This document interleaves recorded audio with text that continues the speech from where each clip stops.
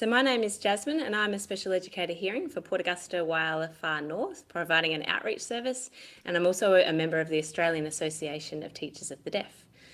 I'm just going to be talking about otitis media, the prevalence and risk factors and management.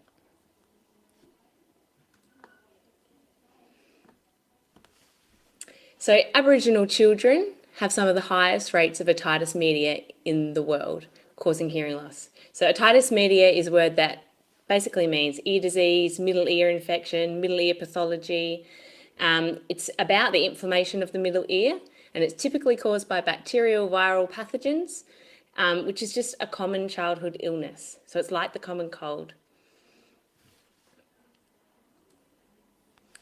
There are different types of otitis media, so these are just some of the classifications. So there's AOM, which is acute otitis media, which is also known as the bulging of the eardrum, and that refers to fluid behind the eardrum. With the bulging, the eardrum could be red, there could be recent discharge, such as pus, there could be fever, ear pain or irritability, and this is really common amongst young children. A lot of young children get ear infections and go to the GP with acute otitis media. Okay, the next type of otitis media I wanted to talk about was otitis media with effusion. So this is typically called glue ear, and it's when there's presence of fluid behind the eardrum. And the thing about this is that there's not a lot of symptoms. So sometimes it can be asymptomatic, and this is really common amongst Aboriginal children. So you're not getting the fever and the irritability or the same signs that you're getting with acute otitis media. And then lastly, there's chronic, well, these are just three of the types, but there's chronic suppurative otitis media, and that's often accompanied by runny ears and persistent discharge because there's a hole in the eardrum's perforated, and it's called chronic when it goes on for longer than 6 months. And that's where you've got that ongoing infection. What we're talking about today when we're mentioning otitis media is about conductive hearing loss. So there's different types of hearing loss. A conductive hearing loss occurs in the middle ear and the outer ear, and it causes a loss of loudness or a loss of volume. It can be mild or it can be moderate. And I think the thing to notice is that it's not always about the degree of hearing loss caused, it's about the fluctuation. So children trying to cope with hearing well one day and then not hearing so well the next. It can be as great as 60 dB, and when we think about whispering is at 30 dB, average conversation is at 60 dB, yelling is at 80 dB. When someone has a moderate hearing loss, it's really starting to impact their access to speech. If undiagnosed and untreated, and conductive hearing loss can be fluctuating or it can become long-term or permanent. What we know about Aboriginal children and otitis media is that it hits them earlier and harder and for longer. So they're younger at the age of the first episode, often around 6 months. There's a higher frequency of infection, there's greater severity when it does occur, and there's greater persistence. It doesn't clear up as quickly. It can be repetitious. The next thing I'm going to talk about is just the prevalence within Aboriginal communities. So otitis media is a common childhood disease, as I mentioned, and up to 75% of all children have an episode before they turn 5. So it is really common for all children. But what we're finding with Aboriginal children is that they're 10 times more likely to experience it. A study showed in Western Australia that at 1 to 2 months old, 44% of Aboriginal children compared to 25% of non-Aboriginal children had experienced middle ear pathology. At 5 to 9 months old, it was up to 72% of Aboriginal children compared to 40% for non-Aboriginal. And so 40% is the peak for non-Aboriginal children, whereas we know for Aboriginal children, it continues well beyond 2 years old, with still greater than 60% having middle ear infection beyond 2. And the other thing we know is that it is a greater amount of hearing loss experienced by Aboriginal children, so often greater than 40 dB, whereas in non-Aboriginal children, those reaching that kind of level of hearing loss is only 7% compared to 32%. Often we know that the signs of not hearing well just aren't picked up in Aboriginal children, and that can be due to a number of factors, including communities that have experienced ear trouble over generations. Often ear trouble can be subtle, it can emerge over time. So identifying those difficulties requires an acute awareness of the developmental risk factors and the milestones to know when a child isn't meeting the milestones and pick it up early before hearing loss is actually starting to impact them.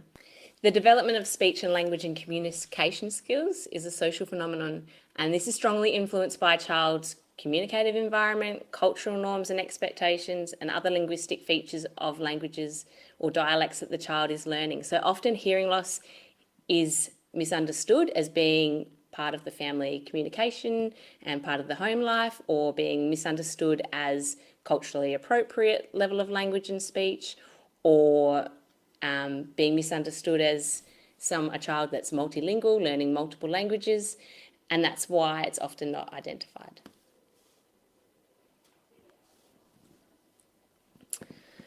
What we know about the prevalence is that an Aboriginal young person is likely to experience hearing loss for 32 months between the ages of 2 and 20 years old, whereas a non-Aboriginal child is likely to experience just 3 months. So that's a really long period. And particularly it occurs during the first 5 years of life, and that's when the brain really requires auditory input to learn language and develop social skills. And so awareness of this in schools, that how often children aren't hearing well, is really important.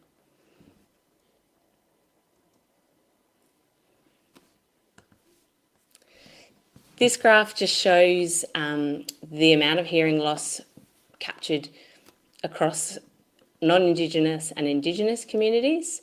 So you can see the blue is Indigenous communities, and there's a far greater prevalence of hearing loss, and it doesn't matter of the age range, whether it's 0 to 14 years, whether it's high school age beyond 15 years, or whether it's into adulthood. Aboriginal people are more highly represented.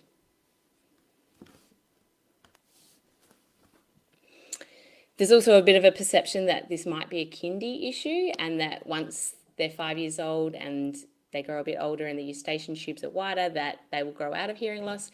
But there's research to show that 43% of Aboriginal 7-year-olds still have a measured hearing loss in one or both ears.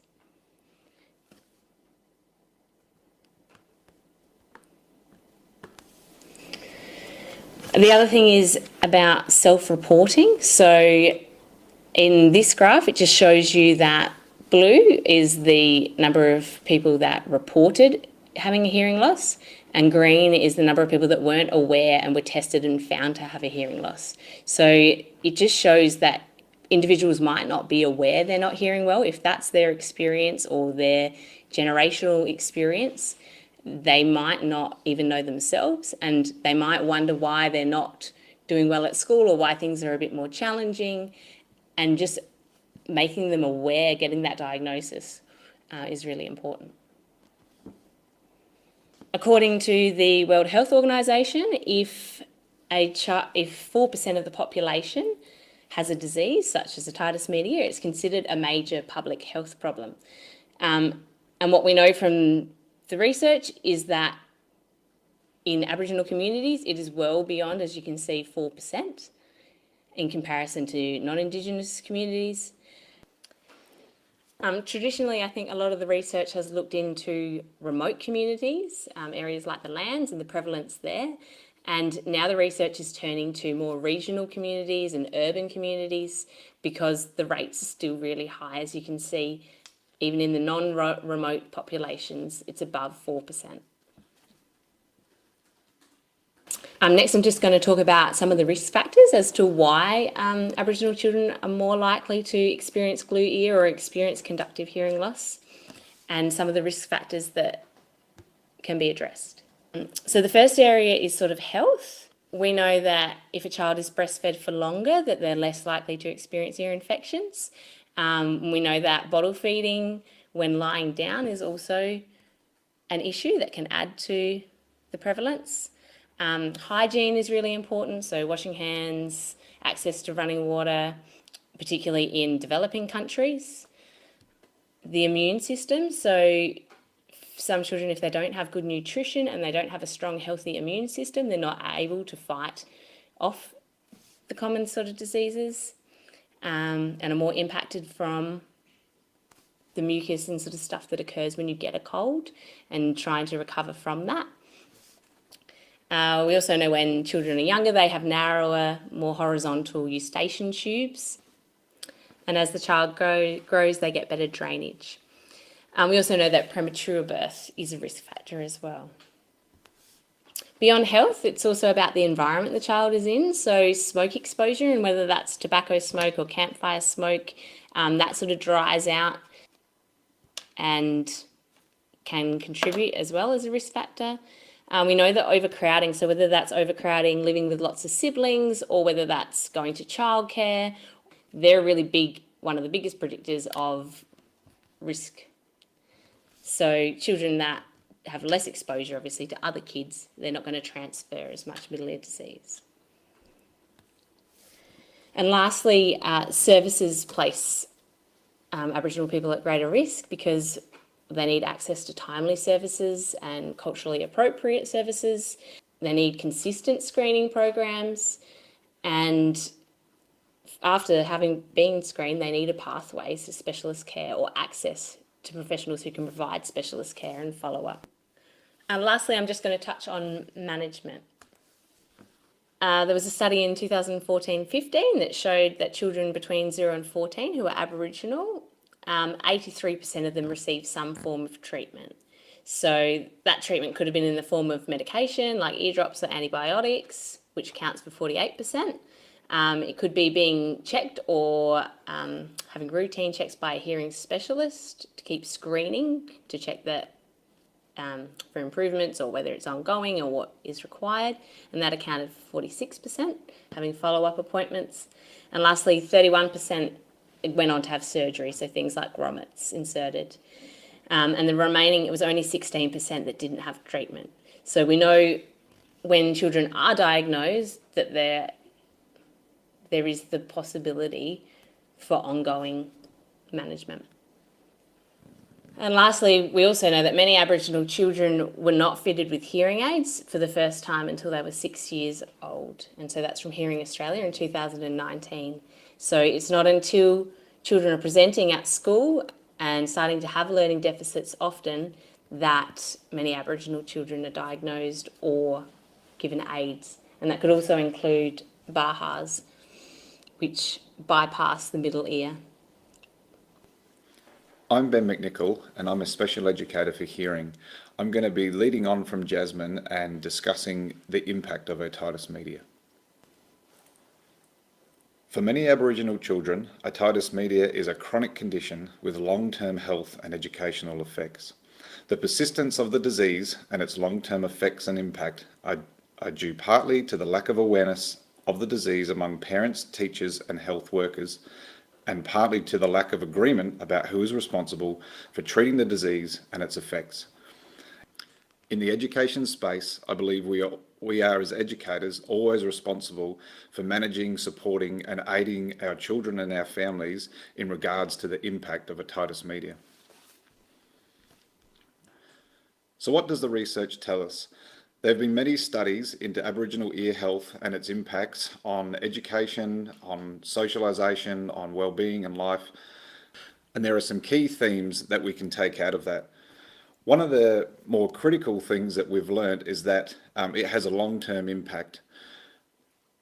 Within the Northern Territory Correction Facility, Indigenous inmates are overrepresented. In 2010, there were 1,100 inmates with 82% being Indigenous people, although Indigenous people only comprise 30% of the population in the Northern Territory.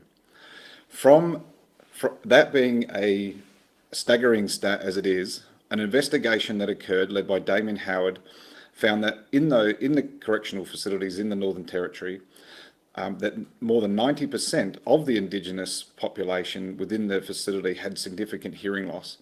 I think this is a really telling factor. We know that the Aboriginal children that we teach today may or could potentially end up if we don't address the issues now. We have an opportunity as educators to be up the stream and prevent our children from falling in to the stream and needing to be saved or rescued later. The Department for Education in WA did some study into the impact of otitis media.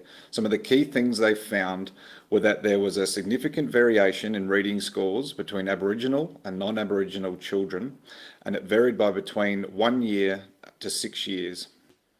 Aboriginal students were found to have poorer auditory processing skills, resulting in an inadequate access to teacher instruction. They also reported inconsistent attendance, poor phonemic awareness, and delayed oral language skills and development.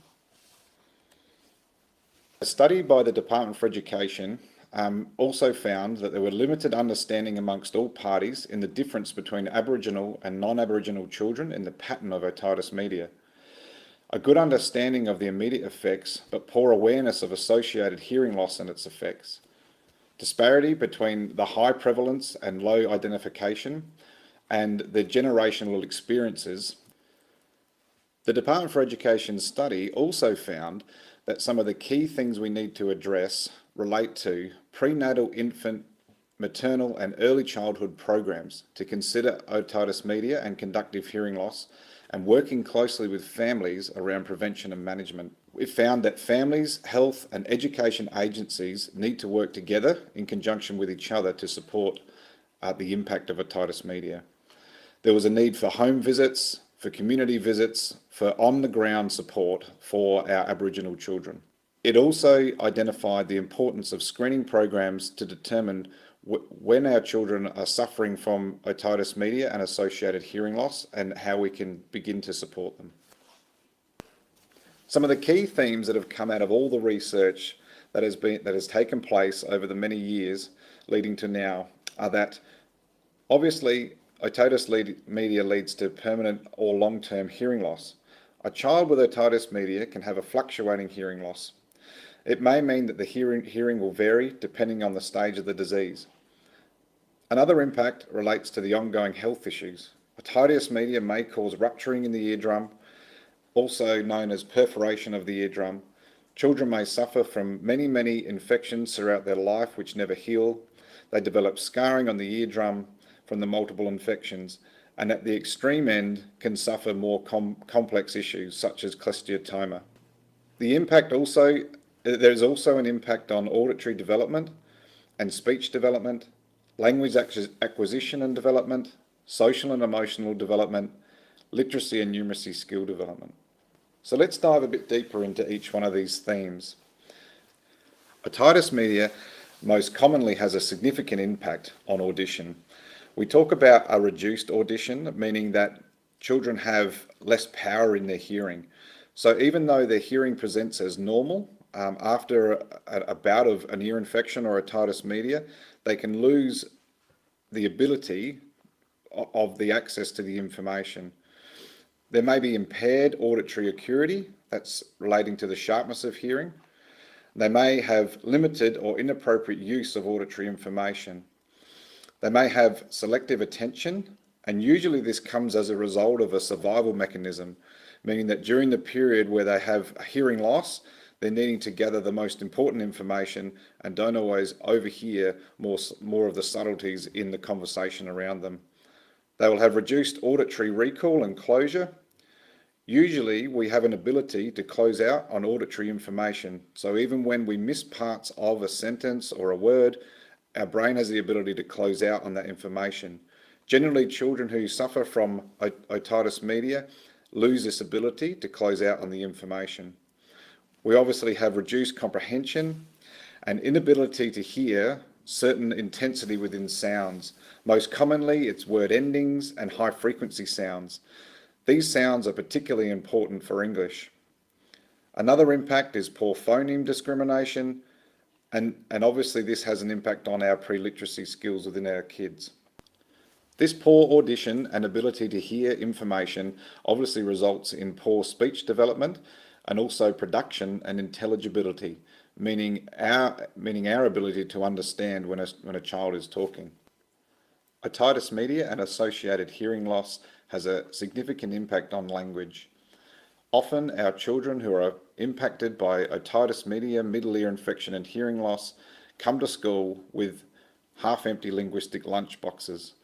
What we mean by that is that they haven't developed the appropriate language skills in order to participate, engage in the development of literacy, in classroom activities, and in conversation and communication with peers and adults in their environment. More specifically, they have a delayed acquisition of language, usually it occurs later. They have a delayed development of vocabulary and a limited understanding of the conversational rules, such as turn taking and group discussion. They have limited range of communicative functions, such as using sarcasm, inflection, and intonation within speech, for which we as English users use all the time to make understanding from the conversations we have. They have a delayed development of sound syllable and sound segmentation, meaning they usually don't have the pre-literacy skills required to begin school. Delayed development of phonological blending. They also have less awareness of the listener's needs when they're speaking, and less awareness of their own self-monitoring and feedback of their own speech and language. So beyond the more obvious impacts of audition, speech, language, and pre-literacy development, one of the more significant issues regarding otitis media relate to socialisation. Children who suffer from otitis media will present more often than not with behavioural difficulties. They will have difficulties attending and concentrating, particularly in education facilities where there's more noise. It usually will impact on the child's attendance and their social capability. They'll have difficulties engaging in the classroom and often suffer from isolation. So the impact of hearing loss goes much further than learning delays in the classroom. A conductive hearing loss will most certainly affect the child's emotional world because he or she will miss vital cues that we all take for granted as good listeners in understanding the meaning of a conversation. It is often the subtleties in language which we make meaning from. Children with hearing loss won't get these subtleties, and that will put them in a position where they will be isolated in terms of their social understanding, conversational understanding, and in terms of how they communicate with their peers. So have a read of this slide to help understand what I'm referring to in regards to these verbal subtleties that relate to the miscommunication for children with hearing loss.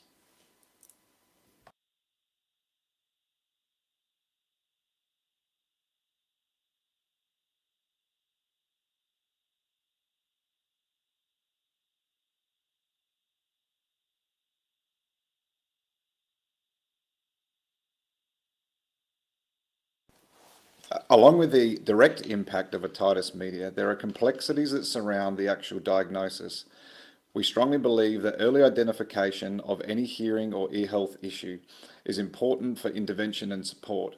However, alongside this, we can assume that there is certain community stigma that occurs when a child or person is diagnosed, and there's often a lack of acceptance or understanding of the hearing loss and its associated impact.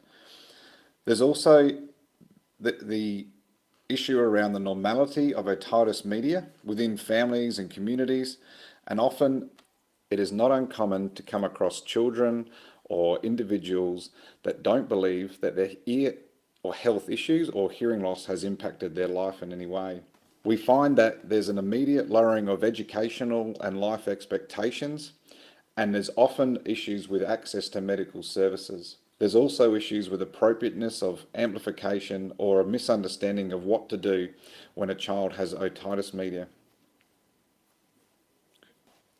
So some of the more scary stats that exist in relation to children with hearing loss relate to the psychological experience that may occur throughout life.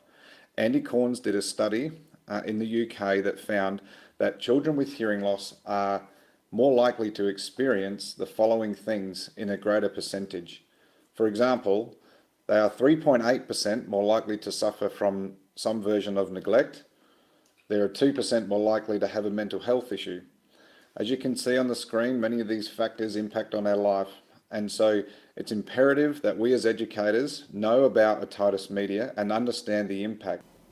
My name's Hannah King and I'm a teacher of the deaf, currently working at Clemzig Centre for Deaf Education. And in this section I will be discussing classroom strategies and ways in which you can support students who are identified with otitis media and subsequent hearing loss. Having heard about the prevalence and impact of otitis media and the subsequent hearing loss for children and young people, you're no doubt asking yourself, how can I make a difference to those that I teach? In this section, I'll discuss ways in which you can identify and support students who may have otitis media and practical strategies you can use to improve access to learning in your classroom. I'll try to provide information that's useful for early childhood, primary and secondary teachers, but will also provide some links to departmental documents, individuals and health services that may be able to answer any additional questions that arise. Whilst it may seem overwhelming, a few simple changes can make all the difference to your students. In this section, I'll discuss some ways that educators may be able to identify students who have otitis media. So in the first instance, you do have physical indicators of otitis media.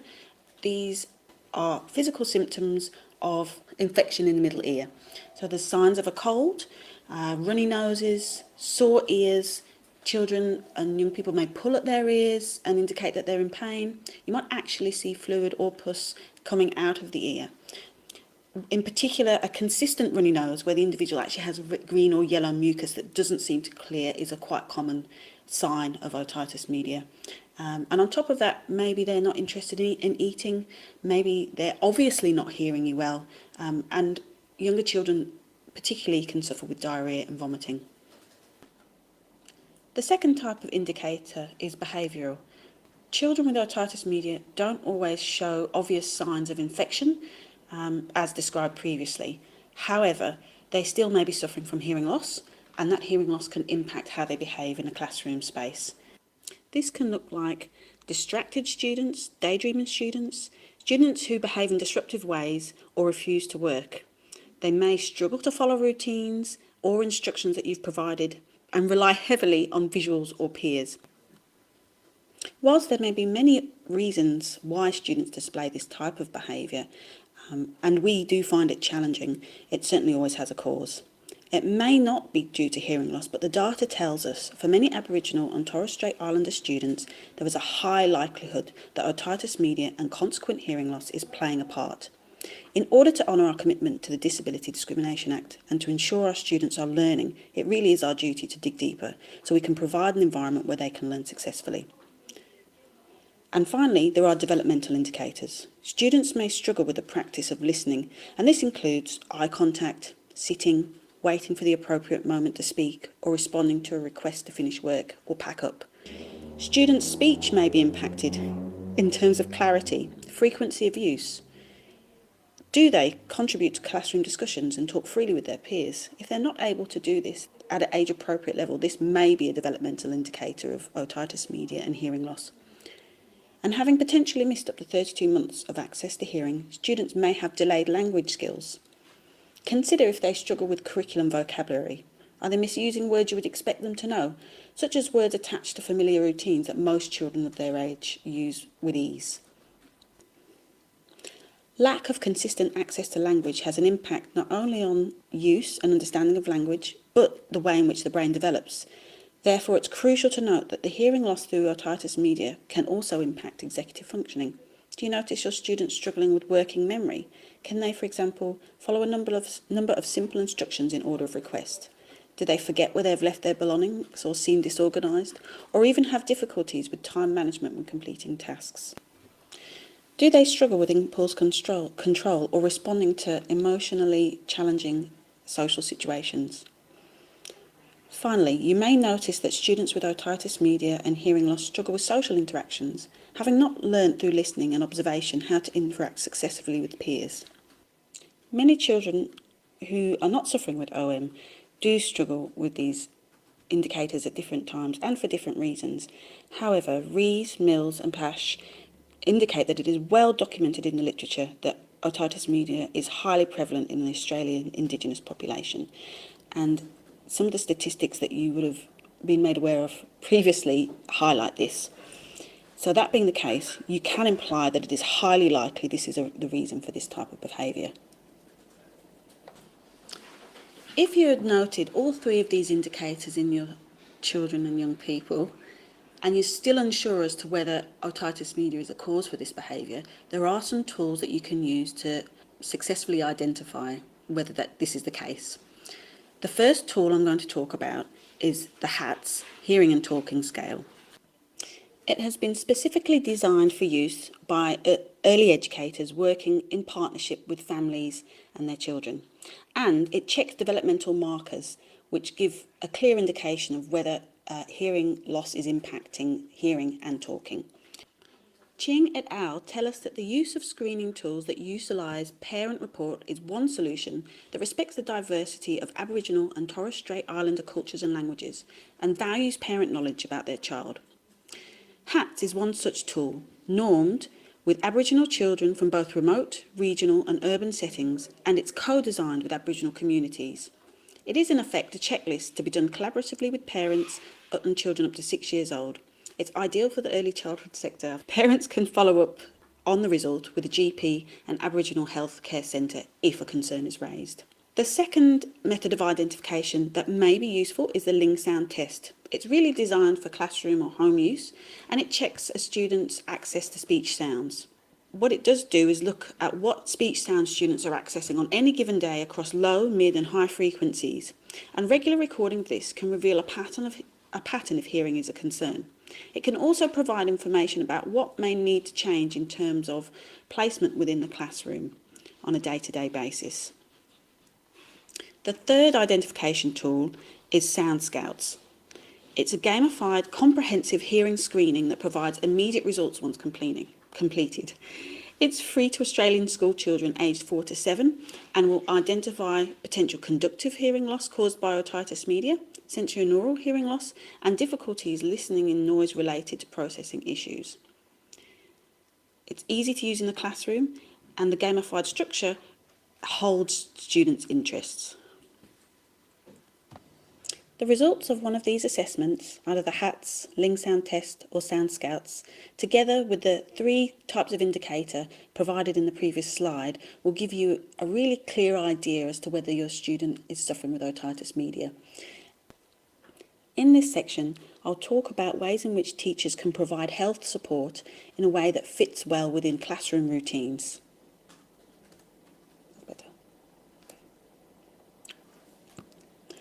There are 3 things that I'm going to talk about: the breathe, blow, cough routine, ways to clean out ear discharge, and hand and face washing.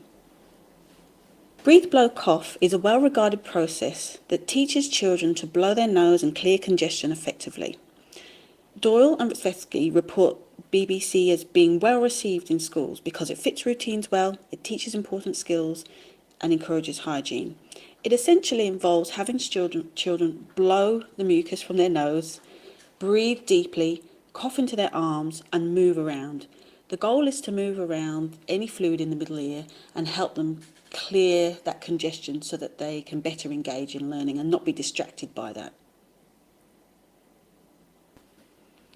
As previously explained, children and young people with otitis media may have discharge coming from their ears, and much in the same way as a child might have a runny nose, this can be uncomfortable, but also not really look very nice for that student and may impact social interaction for them.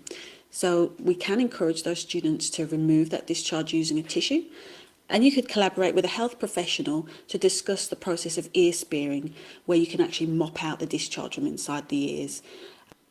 At the end of this presentation, we will provide links to appropriate and culturally safe healthcare services that you can collaborate with to do this. Regular hand and face washing is a really effective method of preventing bacterial infection in the ears, and it's easy to incorporate into your daily classroom routine. When children come in from play or before they go out to lunch, have them wash their hands thoroughly and wash their faces. In a time of COVID, this is probably quite a common thing for you to be doing anyway. The addition of face washing prevents the bacteria moving from the face to the ear. In this section, I'll talk about classroom strategies that you can use to improve access to teaching and learning for these students. Effective management of the classroom auditory environment is important to ensure access to learning. There are a number of factors in auditory environment that can be adjusted and changed to improve this. The first is the impact of low-level noise. So in any classroom environment, there may be a number of things creating low-level noise that most people may not notice or may not be concerned by. An example of this is the hum of the smartboard or the whir of an air conditioner. However, for a student with otitis media and a hearing loss, this can actually impact the quality of their access to what the teacher is saying. And so being aware when giving instructions and not using the smartboard that it's turned off, and if it's not required, the air conditioner being turned off.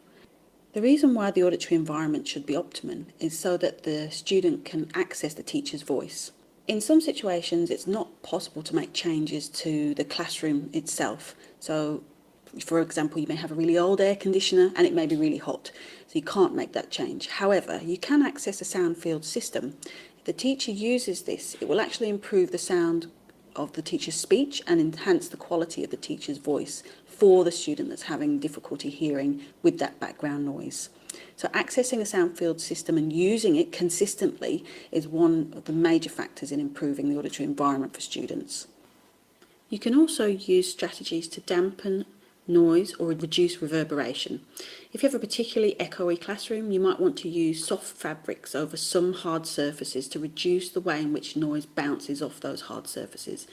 That will reduce interference with the teacher's voice and enable students to better hear what's being said. Another thing that you can do is place small circles of soft fabric onto the bottom of chair legs. So if you do have a hard floor and the chairs squeak as they move around or scratch the floor, it will actually prevent that from happening and again improve the student's access to the teacher's voice. The way in which we position students within the classroom also impacts their access to the teacher's voice and to information that's been provided.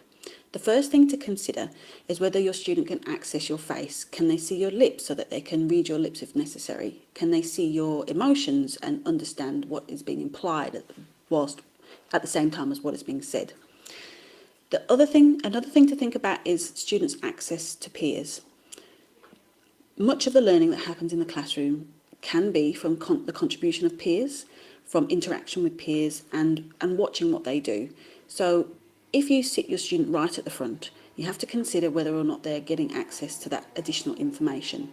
So thinking about how they can see their peers and the peers' contribution so they can also read their lips, read their emotions is an important part of positioning for that student.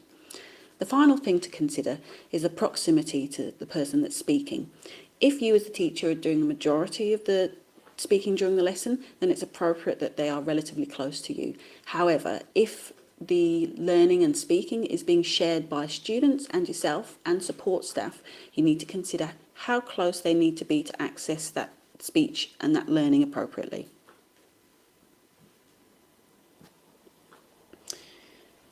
When seeking to get the attention of students in your class who may have a hearing loss, it's not appropriate to call their name at a distance or to call them across a playground. It's really important that you use culturally appropriate attention-getting strategies, such as tapping them gently on the shoulder and waiting for them to turn around and give you eye contact. Or, if you're looking to gain the attention of a group, using a rehearsed and well-known strategy such as hand signals or clapping, or something that they can access really easily and not find that they've missed something important. Attention-getting strategies can become part of your routine instruction giving. So, for example, if you have a talking circle in the morning, you may pass a talking stick around.